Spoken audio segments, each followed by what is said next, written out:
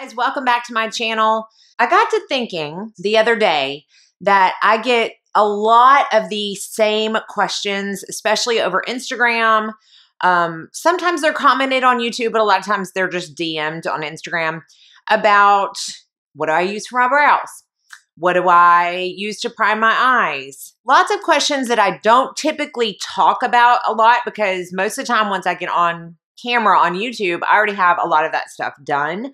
And then a lot of the stuff I do throughout the day, I don't mention on YouTube as far as like makeup and beauty goes. So what I thought, and I feel like I've done one of these, but it's been a few years. I thought I would get on here and talk about the makeup products that I use on a daily basis. And when I say daily, I mean like every single day that I may not necessarily talk about unless I'm like going through my empties or something. And when I do an empties video, I typically have so many products that I'm talking about that I go super fast. It's not like I really spend a ton of time on each product. So I compiled, now this is just makeup, not skincare. There's one item that I guess you could kind of consider skincare, but it's mostly makeup. I wanted to compile these and kind of do a answer to my frequently asked questions behind the scenes version, if that makes sense. So let's go ahead and jump in. First of all, if you are new to my channel, my name is Mandy. I am a professional makeup artist in the Nashville area who loves all things beauty and really, really loves trying things out and sharing them with y'all. So if you are new to this channel, be sure and go ahead and subscribe and like and hit that notification bell so you don't miss out on any future videos. So let's jump into my daily favorites that don't get enough credit on my channel. The first thing I'm going to talk about is actually a makeup slash hair product, which I know sounds weird. I have talked a lot in the past about my biggest kind of beauty thing that I am the most self-conscious about is my hair. Specifically the top part of my hair. I have very thin hair. I've always had very thin hair. I got that from my mama. Unfortunately, I gave it to one of my daughters. It's a genetic thing. I mean, there's not much of anything that I can do about it. I've tried all the thickening treatments.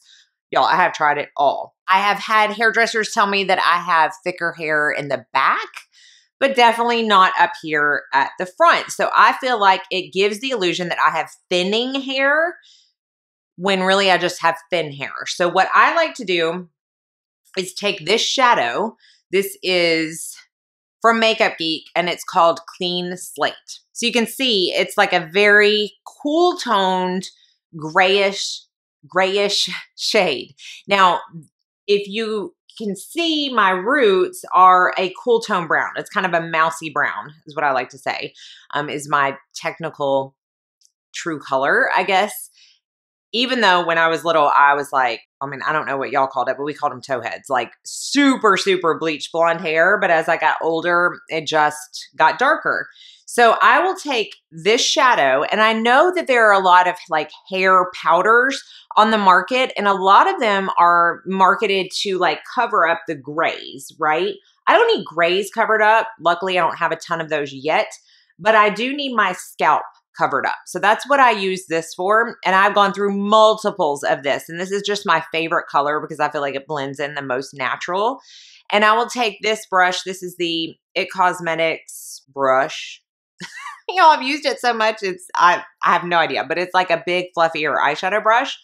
And I will pile on that shadow. And then I'll just kind of go through and just put it on the areas. Now I've already done it today. And I really only need to do this the day after I wash my hair. So I wash my hair twice a week and then I will do it that next morning and then I'm good to go until I wash it again.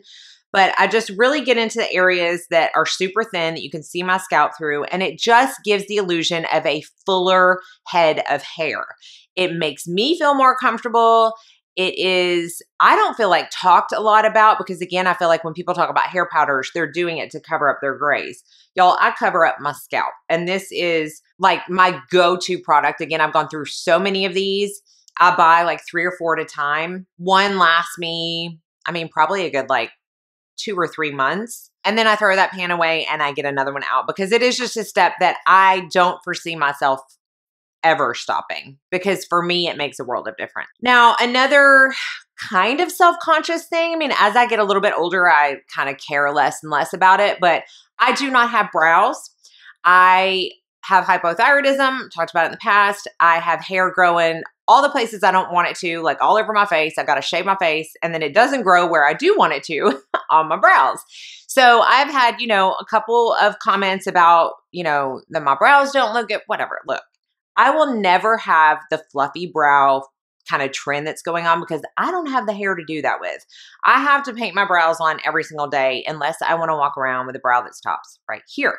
So this product I do talk about a lot in my empties, but I had to talk about it because it is my go-to brow pencil to draw my brows on every single day and make it look like I have something going on where I don't. This is the Jane Iredale Retractable Eyebrow Pencil, and I am in the color Ash Blonde for the majority of the time. Now, I don't have one open right now because I just put one in my empties. This is Ash Blonde. Again, it's what I have in my brows right now. I will use blonde sometimes when I'm not wearing makeup because it's a little bit of a lighter color. It does have more warmth in it, so keep that in mind if you're choosing a color, but it's not as dark as Ash Blonde, and I feel like I need something a little bit lighter when I don't have makeup to contrast it. So I will go between blonde and ash blonde. Now I change up the powders that I use as well because I do use a powder like on the inside. Sometimes I'll use Jane, sometimes I'll use MAC, sometimes I'll use Bobbi Brown. I change that up, but the one constant is always the brow pencil. So I had to mention that. I know there are 500 kajillion brow pencils on the market. I love that one because I really like the color for me and I like how it applies. I need something that's a little less dry, a little less stiff because I am not just filling in existing brows. I mean, for lack of a better phrase, I'm drawing a brow on. So I need something to be a little bit softer and that just fits the bill for me. Now, another step that I always have done when I come on camera and is, I think, the most asked about question is what I prime my eyes with. Now, I don't have oily eyelids, okay? So I don't need something that's actually marketed as an eye primer. I need something that's gonna cover up my discoloration because while I don't have oily eyelids, I have super discolored eyelids. They're red, they've got veins, they're just very discolored. And if I were to try to go straight in with an eyeshadow, that eyeshadow is gonna mix with that coloring on my eyes and it's gonna look totally different than it does in the pan because I'm not starting out with a clean base. So I, not needing the marketed eye primers, just use a concealer. I have used lots of concealers over the years. My absolute favorite for priming my eyes is the Nars Soft Matte Complete Concealer. Again, the most asked about question, and I always answer with this because while I have tried many, this just works the best. It's super high coverage. You don't need a lot. I like the color Honey because it has a little bit of a peachy undertone, which I don't know if you're going to be able to see on camera because it kind of blends in maybe a little bit with my skin tone, but it has a little bit more of a peachy undertone. So it's going to really color correct the darkness on my eyelids. But again, you don't need a ton and it just provides such a smooth canvas. So Honey is my favorite color. Nars Soft Complete Concealer is my favorite concealer, hands down. This is the second one I have gone through, and one of these will last me, I mean, a good solid 9 to 10 months because it's all I use it for and it doesn't take much. Now, a lot of times I will do my mascara off camera unless I'm doing like I have a reel on my Instagram with how I get my lashes because I get asked that a lot. What do you use for your lashes? What's your lash routine? But if I'm filming a YouTube video, typically it's so redundant, I feel like, that I just don't film it. I will tell you what I use, but it's just not something that I feel like you want to watch every single time. So the three kind of main players, well, really four main players in my lash routine that absolutely do not change at all for the past, I don't know, 2 or 3 years, at least. Some of these go back 5 or 6 years, is this lash curler, which is my favorite. I just put a new little pad on it this morning. I change those about every 6 months. So I will buy a new curler maybe once a year because this specific one comes with one backup pad. This is the Kevin Aquan Lash Curler. I've tried many. I've tried the, what's that one? I've tried the Surratt. I've tried Shiseido. I've tried this one. I have tried the Sephora brand. I've tried so many lash curlers in my lifetime. And this one, for me and my eyes, works the best. I just feel like it really curls those lashes. It gets most of all of my lashes. I have a couple of flyaways, especially on this eye, that tend to grow out straight, and they're so far out there that I haven't found a lash curler yet that will get all of those. But the majority, 99% of my lashes fit in this lash curler. It's just, for me, ergonomically and everything, it just works. It's the lash curler I've been using for years, and I never talk about it because, again, even if I do mascara on camera, I rarely ever curl my lashes on camera. So I had to mention that one because it is my favorite. Now, the three products that I use every day in my actual lash routine that never fail. The first, I talk about these more in my empties video, but the MAC Extended Play Giga Black Lash is my go-to bottom lash mascara. So anytime I am reviewing a mascara or anytime I tell you, oh, I use so-and-so mascara on my lashes today, that is for my top lashes only, unless I specify that I tried it out on my bottom lashes. This is what I use every single day on my bottom lashes. A couple of reasons. One being because of this fabulous size wand. Okay, it's very, very, very skinny. It gets on those bottom lashes very easy. I have long bottom lashes, so I need something that's skinny like that because if I use some big, fat, fluffy brush, it's going to get all over the place. So that's the first reason I like this. The second one is because this is a tubing mascara, which basically means it forms tubes over your lashes. It can only be removed with warm water, and it does not budge. So no matter what, I know that I am not going to get mascara smudges underneath my eyes ever. No questions asked. This is just hands down the best for my under eyes, and I use it every single day that I wear mascara. Another product that I have talked about endlessly, so I'm not going to talk a ton about this, that I use every single day is my Jane Iredale Lash Conditioner. I love this lash conditioner so much. It works great underneath mascara. It works great at night for a lash treatment. It works great in your brows. No matter how you use it, it works great. It has a keratin protein complex. It really helps condition your lashes. I feel like it helps them grow a little bit. In conjunction with my Revitalash, it's like just my go-to to have the healthiest, longest lashes that I can.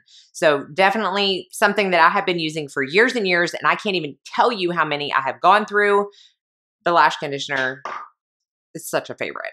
And then finally, even though this is an eyeliner, I consider it part of my lash routine because I use this to tightline, meaning I use it to go right up under the lashes, just like that, to give the illusion of fuller lashes at the base.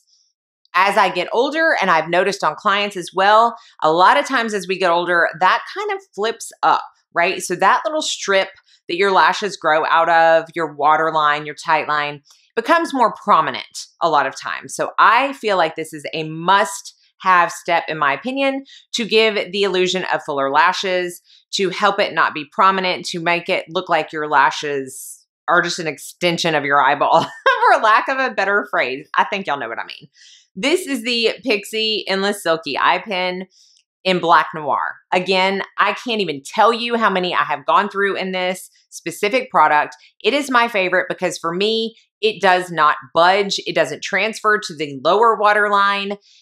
It doesn't come off until I take it off with an eye makeup remover at the end of the night.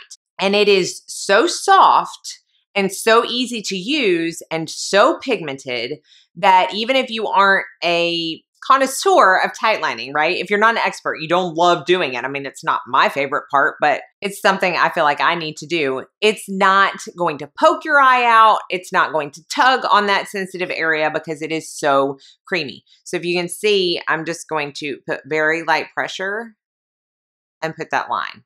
Super dark black, hardly put any pressure on my hand. just my go-to. Have to have it every single day, even when I don't wear like mascara. If I'm not wearing makeup for the day, what I will do is I will go in and I will prime my eyes with this concealer. Couldn't find my words because I feel like my dark circles and the darkness on my eyelids really play off each other. So if I can correct one of them, I feel like it takes down the darkness on the other. So I will prime my eyes, get that darkness gone. I will curl my lashes and I will tightline. And that's it. And I feel like it makes me look like I have makeup on when I don't have makeup on. Another product that I use and don't show a ton on YouTube every single day and have for probably a year and a half to 2 years now is the Mcgrath Labs Under Eye Sublime Setting Powder. I will change up my correctors every day. I will change up my concealers every day. This does not change up. This is only the second one I have used. I've obviously hit pan, but even though this is so little, you need the smallest amount that is going to last a very, very, very long time.